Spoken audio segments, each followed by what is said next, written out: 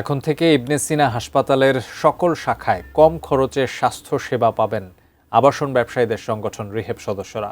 বৃহস্পতিবার বিকেলে রাজধানীর রিহেব কার্যালয়ে রিহেব এবং ইবনে সিনা হাসপাতালের মধ্যে এক সমঝোতা স্মারক চুক্তি স্বাক্ষর হয়েছে। চুক্তি স্বাক্ষর অনুষ্ঠানে উভয় প্রতিষ্ঠানের কর্মকর্তারা উপস্থিত ছিলেন।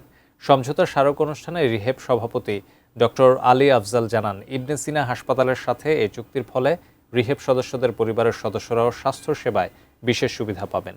এ সময় তিনি কথা বলেন দেশের আবাসন খাত নিয়ে, জানান দেশের জিডিপিতে 16% অবদান রাখলেও যথাযথ নীতি সহায়তার অভাবে ঘুরে দাঁড়াতে পারছে না আবাসন খাত।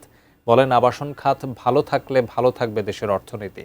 পাশাপাশি আবাসন খাত ঘুরে দাঁড়াতে সরকারের নীতি সহায়তার দাবিও জানান তিনি। সাশ্রয়ী মূল্যে মানে মানসম্মত চিকিৎসা ওটা বোঝায়, যে চিকিৎসাটা আমরা অনেক টাকা দিয়ে হয়তো ব্যাংককে বামুনগাতে করাই, আমরা অনেকে সিঙ্গাপুরে মাউন্ট এলিজাবেথে করাই, আমি পার্সোনালি সার্টিফাই করছি সেই মানের স্বাস্থ্য সেবাটাই ইবনে সিনা দিবে, বাট অনেক সাশ্রয়ী মূল্যে তারা দেয়।